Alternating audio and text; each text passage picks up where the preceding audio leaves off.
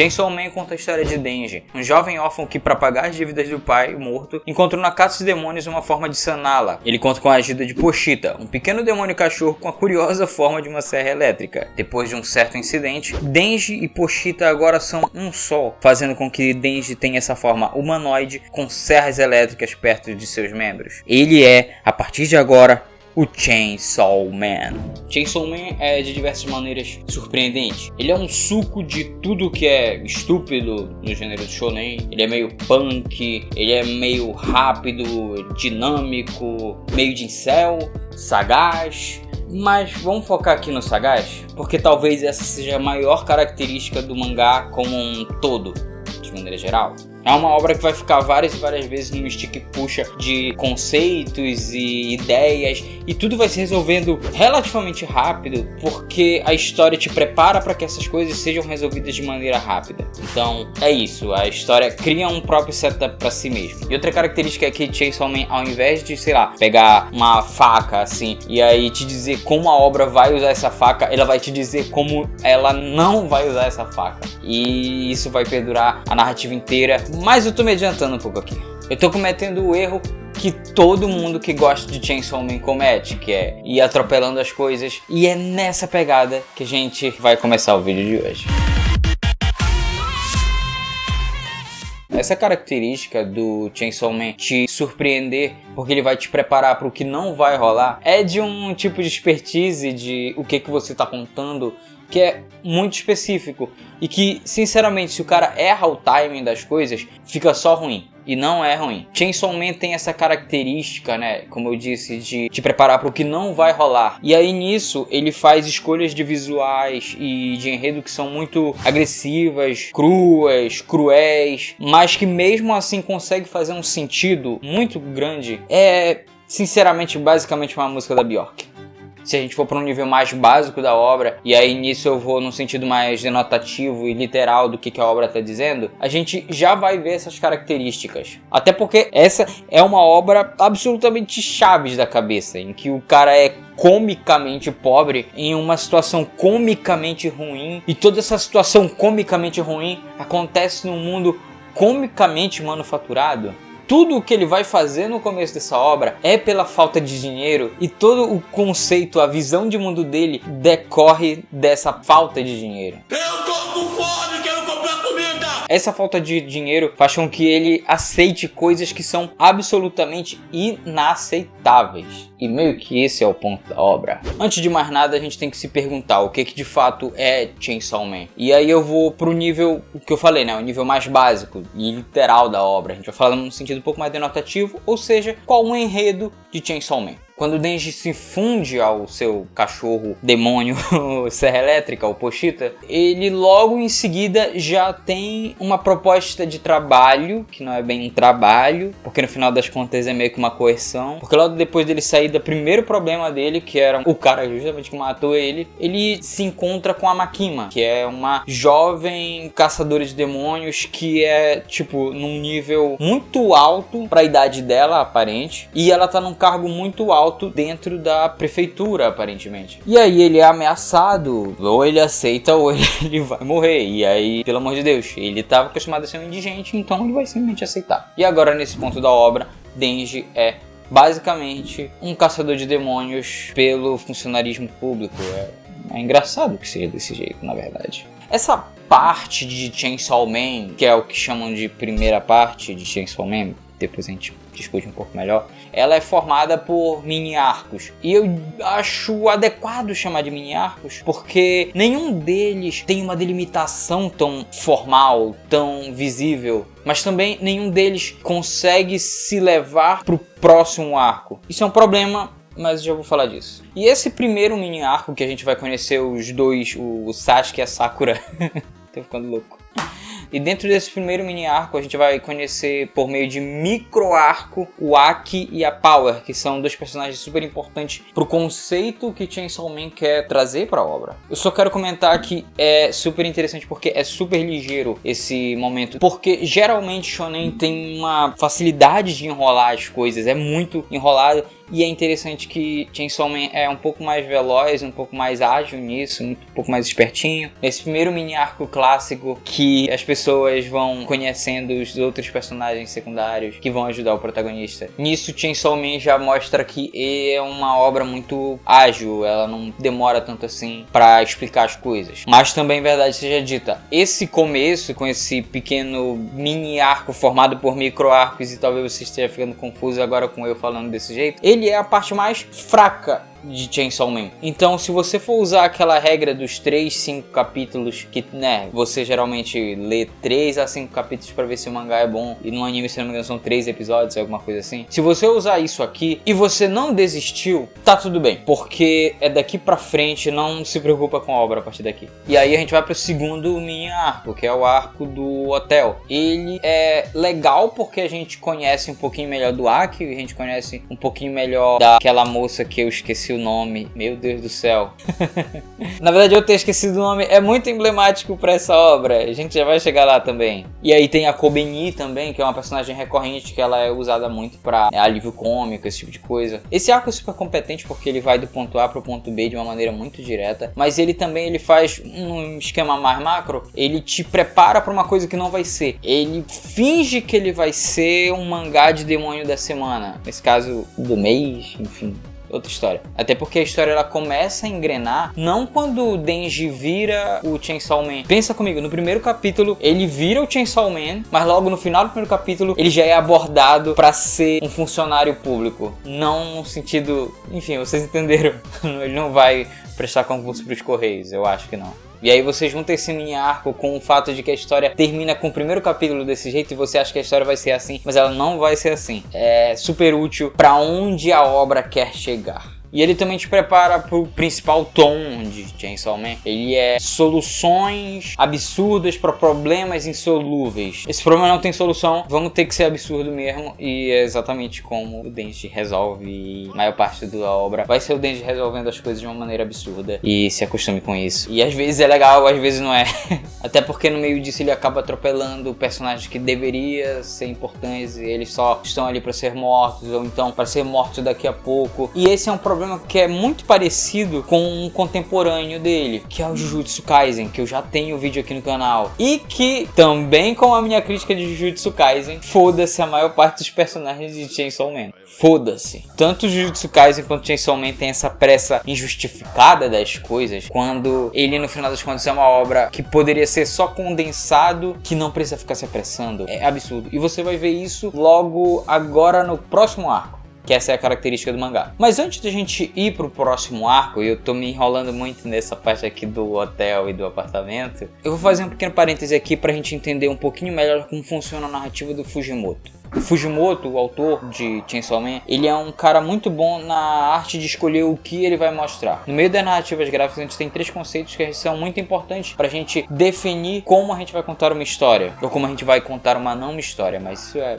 assunto para outro vídeo. Número 1. O que mostrar? Qual imagem mostrar? O nome disso no processo do Scott McCloud é escolha de imagem. Você vai literalmente escolher qual imagem a gente coloca. Número 2. Quando mostrar? Decidir qual quadro fica entre um ou outro. Dentro desse preceito a gente vai definir se um quadro é rápido ou devagar. É possível dizer que dentro dessa característica é onde moram a magia dos quadrinhos em geral. Número 3. Como mostrar? Como arrumar as duas coisas para que elas se apresentem dentro de uma página ou uma tela? No final das contas, essa terceira é uma junção dos dois. O Fujimoto sabe muito bem o que mostrar. A escolha de imagem dele é realmente muito boa. Você sabe quando um evento é muito grande, ou então quando o timing cômico dele é muito bom também, justamente porque ele sabe qual imagem mostrar. Mas o Fujimoto ele vai falhar um pouquinho no segundo ponto, que é o de tempo. E aqui é um pouquinho mais complicadinho. Se Chainsaw Man fosse um filme, e é interessante eu estar falando isso com alguns AMVs aqui atrás, que inclusive eu vou deixar na tela aqui, eu acho, o nome desses AMVs, se você quiser dar uma olhada depois, é bem legalzinho. Mas voltando, se a gente fosse falar em termos cinematográficos, é como se o Fujimoto fosse muito bom no momento a momento. Vamos supor, o Denji tá vindo aqui dar um soco, e aí a cena corta pro cara tomando o soco, aí depois corta pro Denji virando uma serra elétrica. Nisso, o Fujimoto é muito bom. No momento a momento, o cara é realmente diferente. O grande problema do Fujimoto é no cena a cena, porque parece que ele não sabe como ele vai sair daqui desse momento aqui de puta de uma ação que tá rolando para um momento de calmaria ou então de alívio cômico. Ele não sabe fazer essa distinção aqui, tipo assim, essa primeira cena aqui conversar com a outra. Tem um momento muito emblemático daquele cara, o mestre da Power do Denji, conversando com a Makima, e ele aponta pra Makima e fala que ela é uma mentirosa. E essa página é ótima, essa página é excelente. De verdade. Mas por que ela tá aqui? É um capítulo que não diz respeito a isso. Não é... E esse é um problema que vai acontecer em alguns momentos do mangá, com um pouco mais de frequência do que eu gostaria, mas de fato vai rolando de vez em quando e é isso. Não é nada que, sei lá, te tire da história, mas o Fujimoto, ele é muito bom em fazer conceitos de grande escala e de pequena escala. Mas nesse médio, parece que ele não quer fazer nada, então só fica um puta vácuo do tipo, poderia ser mais um momento de você fazer uma justaposição e você não tá fazendo. E antes de você reclamar, sim, isso aqui é nitpicking, mas ainda assim é uma coisa que me incomoda em Chainsaw Man, principalmente agora que eu tô lendo a parte 2. Esse vídeo aqui não é sobre a parte 2, mas na parte 2 isso vai ser mais recorrente. Se o Fujimoto soubesse fazer essa pequena edição assim, seria muito bom, seria uma puta de uma adição. E falando em adição, o arco que vem depois ele é meio boring, meio chato. É estranho eu falar que tem um mini arco de Chainsaw Man que é chato, mas ele é. E é o do samurai. Esse mini arco do samurai, ele serve pra fazer várias imagens bacanas. Que tipo assim, finalmente o Denji, ele tem um inimigo que é X1, sabe? Ele não tem um cara gigante ou um cara pequeno pra lutar. Não, ele tem um cara que é X1. Então pra fazer essa questão de imagem é super legal. E o Fujimoto é muito bom fazendo essas cenas de luta que são 1 para 1. Mas no meio disso, morre aquela moça que eu esqueci o nome e que vomita na boca dele. Meu Deus, esse mangá é meio absurdo às vezes. Chainsaw Man, né? Mas ela morre, e isso é importante pro Aki, não significa muito pro Denji. E isso inclusive é um ponto legal, que ela não significa muito pro Denji. Mas nós não somos o Denji. A gente deveria sentir algo. O Denji não sentir nada é uma coisa. Nós deveríamos, nesse momento aqui, ter um pouquinho de distanciamento do Denji, sentir um pouquinho mais de tristeza. E a gente fica, caramba, mano, o Denji não sentiu nada. Não pega muito bem. Depois do primeiro mini arco, esse é pra mim o pior arcozinho assim. Mas ainda assim, o pior arco de Chainsaw Man é o melhor arco de muitos outros mangás. De resto, esse arco é meio abrupto demais. Ele mostra o principal ponto em que Chainsaw Man pode falhar, e é pesar a mão com esse nihilismo meio barato. O mangá muitas vezes parece se orgulhar de não se levar a sério e te pegar de surpresa, mas isso é um truque que só funciona quando tem algo relevante de fato que tá rolando para esse contraste existir. Se o mangá diz que nada importa, então de fato nada tem impacto. Para ilustrar um pouco melhor essa ideia, eu vou saltar um pouco para um arco que fica lá perto do final, que é o da caça ao Denji, e eu vou fazer esse salto. Nesse arco a gente vai ver quando esse niilismo de as coisas não importarem funciona de fato. Vamos lá, durante toda a putaria que tá rolando nesse mini arco da caça ao Denji, o Papai Noel da Alemanha faz todo um bagulho ali e tal, meio esquisito, e eles conseguem invocar o demônio da escuridão, e esse é um dos momentos mais fodas de Chainsaw Man. Essa parte é muito boa porque todo aquele contraste que eu falei das coisas absurdas acontecendo e estão acontecendo num lugar que, sinceramente, parece que a nossa mente humana não conseguiria entender o que tá rolando ali, é muito bom, é realmente bom. É horror cósmico puro, de tipo Lovecraft chorar com aquelas lágrimas racistas dele. É realmente muito bom. Se você não gosta de Chainsaw Man, pelo menos lê esse capítulo, é muito bom. E aí vai acontecendo todas as coisas absurdas, o Aki perde o braço, e aí eles tentam sair, e o cacete a 4, e simplesmente eles voltam pro mundo normal, e coisas absurdas acontecem do nível normal de Chainsaw Man. E funciona bem, porque você teve o senso de escala e agora você tem um absurdo, e é super legal. E é muito louco que esse arco termina do nada, e ele termina do nada pra gente já ir pro último arco. Penúltimo, se você um pouquinho mais chato. O penúltimo arco de Chainsaw Man, ele já começa estranho, porque ele é bem pé no chão, e Chainsaw Man tá longe de ser uma obra pé no chão. E com esse contraste e esse senso de escala que o Fujimoto já mostrou que sabe fazer, ele começa simplesmente um dos melhores retos finais de mangás que eu já li. E eu sei que eu tô cometendo um pequeno erro aqui. Essa parte não é a parte final de Chainsaw Man, obviamente tem a segunda parte com a Asa e tudo, mas quando eu tava lendo, eu não tava olhando que ainda tinha mais mangá, e eu só tava, caramba, mano, já tá no final.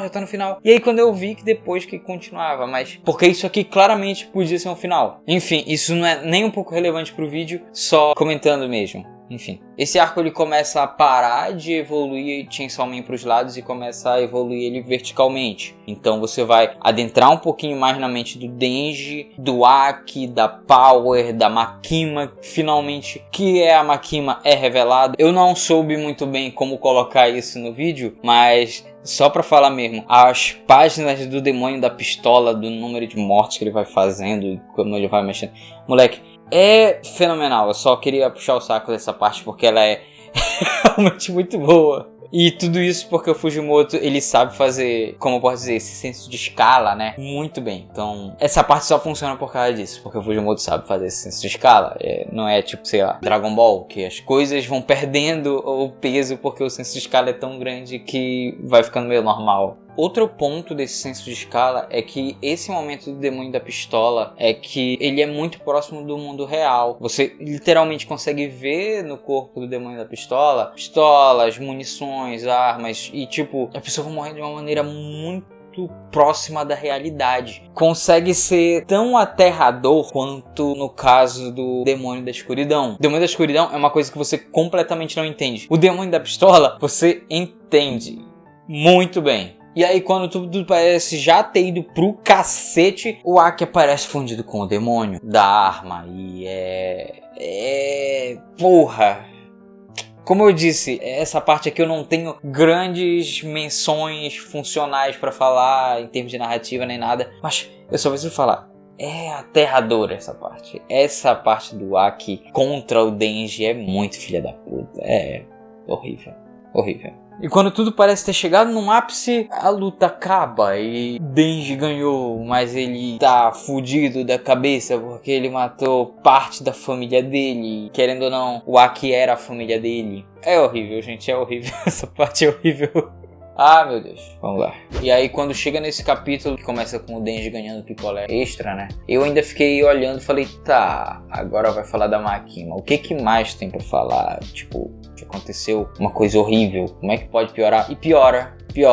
Parabéns. É o famoso, você acha que você chegou no fundo do poço e você consegue cavar um pouquinho mais. Você leu, você sabe o que acontece a partir daqui. É muito bom, de verdade. E é engraçado porque aqui o senso de escala, ele vai parando de ser esse horror cósmico que é no Demônio da Escuridão, mas também não é aquele aterrador próximo da realidade como é o Demônio da Pistola ou o Demônio da Arma, enfim. O senso de escala de as coisas estão dando merda vão pra uma coisa um pouco mais onírica quase. É estranho até falar desse jeito.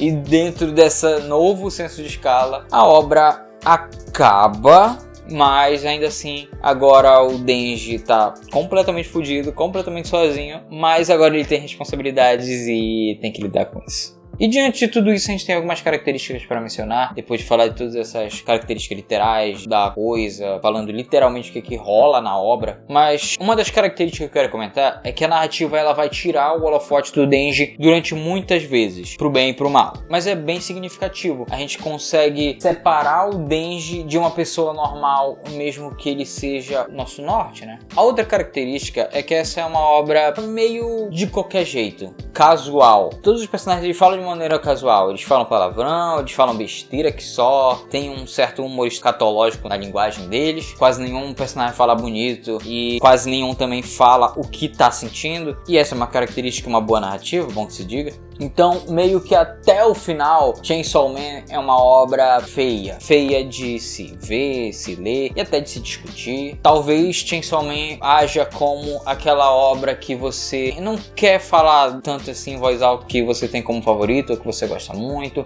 e faz sentido. Também tem o protagonista que ele não tem nenhum tipo de traquejo social. Talvez você pense que isso faz você perder pontos com aqueles seus amigos que acham que são metidos a bestas, mas na verdade os verdadeiros otakus metidos a bestas gostam muito de Chainsaw Man. Eu tô no meio disso, mas o ponto é que isso faz com que as pessoas leiam ou entendam Chainsaw Man como uma obra muito boba, quando ela não é. Chainsaw Man consegue ser muito mais efetivo com a maneira que a sua mente consegue cair dentro de privações que uma vida de pobreza pode levar, dentro de aceitações de coisas que são inaceitáveis, do que, vamos dizer assim, um Demon Slayer, um Bleach, por exemplo. Essas obras não necessariamente são sobre pobreza e tudo, mas elas não conseguem ser tão efetivas com o que elas estão falando como o Chainsaw Man está sendo. É mais nessa regra que eu tô atuando aqui. Toda essa capa, todo esse texto, e aí eu vou falar literalmente texto, toda essa história, toda essa linguagem, todo esse texto que Chainsaw Man, e com texto eu tô falando obviamente de parte visual também, faz com que as pessoas achem que é uma obra muito boba. E pior, é uma obra direta e literal, quando não é. Sim, meu amigo, o Denji quer pegar em peitos e transar como qualquer outro adolescente normal. E se você entendeu isso, meus parabéns, você sabe ler. Mas a obra não é sobre isso. O que a obra quer dizer na prática é que os desejos do Denji são extremamente básicos. Essa é uma vida de um jovem com privações até o talo pela pobreza que ele viveu. Sem contar que essa visão de o protagonista não tem um desejo nobre é muito babaca. Não necessariamente o desejo do protagonista vai dirigir o tom da narrativa. Ela pode dirigir para onde ela vai, tipo o Slandunk ou Evangelion, mas isso não vai definir o que a obra de fato é. Eu me sinto até meio louco por estar falando isso, porque é meio óbvio, mas cara, o nível de discussão das pessoas com Chainsaw Man é muito absurdo. E tudo bem, eu posso tomar uma água, parar pra pensar que existem motivos das pessoas pensarem assim. E eu tenho alguns suspeitos, que são as scans. Scans são uma boa parte da cultura do consumidor de mangá no Brasil. É a maneira mais rápida e barata de você ter acesso ao capítulo do momento, ou então de você ler uma obra de cabo a rabo. É basicamente pirataria, claro, só que com tradução envolvida. Então tem todo esse cunho de relativamente ser mais democrático. Enfim, não vou entrar tanto nesse ponto. Chainsaw Man teve como uma de suas principais scans a do grupo SS Club e Nakama Mangás. A principal característica dessa scan é que ela é um pouco bem-humorada, por assim dizer. Algumas palavras são trocadas do sentido original. Tem algumas piadas que são acrescentadas no meio do texto. A linguagem dos personagens, que já é chula, fica ainda mais nesse texto. E acabou gerando aquele famigerado meme que é o do Futuro é Pica, que sinceramente eu talvez esteja morto por dentro, mas eu já não vejo mais graça. Se você não sabe, na obra original tem um sentido de o futuro é demais, o futuro é legal, esse tipo de coisa. E fizeram essa piadinha e acabou dando super certo na internet, enfim. Acho que você que tá vendo esse vídeo já sabe dessa história. O caso do Futuro é Pica e as outras edições são um caso simples de deturpação da obra original. E elas são, em parte, inofensivas, mas elas causam estranhamento na pessoa que lê. Você não vai ler dois textos iguais. Eles podem ter sinônimos, mas não são textos iguais. Não existem sinônimos perfeitos. Ainda tem alguns casos um pouco mais bizarros, como no caso da Nakama Mangás e SS Scans, em que tem piadas racistas, piadas antissemitas, que claramente não estão no texto original. Você fica até se perguntando por que essa piada tá lá. E então a gente acaba chegando onde a gente tá. Se esse aqui é um tipo de linguagem e tem um tipo de público que coincidentemente é muito burro, também usa, essas duas coisas vão se encontrar. Não, Chainsaw Man não é incel. Não defende em nenhum ponto alguma ideia da ideologia, ou melhor, da não ideologia incel que se tem. Ele virou esse símbolo por essas infelizes coincidências. Eu até posso extrapolar também dizendo que, sei lá na gringa, alguns movimentos incels também gostam bastante de Chainsaw Man, mas mesmo assim não é nada tão aparente como é aqui no Brasil. E eu creio que sim, essa scan tem uma grande parte de culpa nisso. Culpa. E tudo isso é por uma questão muito cultural. Por exemplo, eu tô usando scans agora nesse vídeo, não da Nakama Mangá, mas eu tô usando scans agora para ilustrar melhor alguns pontos do mangá. Oh meu Deus, o pessoal vai se perguntar por que o Midoriya mudou de lugar. Mentira, ninguém liga. filha da puta. A minha recomendação é, se você tem a possibilidade de ler Chainsaw Man da maneira física, que é da Panini, compre. Compre, porque com certeza você não vai ter a mesma experiência de leitura se você ler uma dessas scans, e que ainda são as mais proeminentes de Chainsaw Man que eu vi aqui nas internets da vida. Aliás, se você quer comprar para ler Chainsaw Man na tradução que de fato faz sentido e que não é deturpada como é a da scan, eu sugiro você usar um dos meus links de afiliados que eu vou deixar aqui na descrição. Chainsaw Man constantemente fica em promoção, então se quiser usar um dos meus links aqui embaixo, fica à vontade. Mas é isso, Chainsaw Man acaba sendo o curioso caso da obra que fala uma coisa inteligente da maneira mais burra possível, e por isso ninguém dá muita bola. Escolhas. Então é isso, pessoal, o vídeo de hoje vai ficando por aqui. Muito obrigado se você assistiu até aqui. Eu tô testando aqui algumas coisas nesse setup. Tá meio estranho aqui com o microfone aqui embaixo, que eu ainda não sei se tá aparecendo, eu espero que não. Mas se tiver também, ninguém vai morrer por isso. E lembrem-se de usar o link de afiliado se vocês forem comprar Chainsaw Man ou qualquer outra coisa assim, tá aqui na descrição. Compartilha, comenta esse vídeo, eu gosto muito de ler comentário, na verdade. E é isso, valeu, falou, abraço e até a próxima.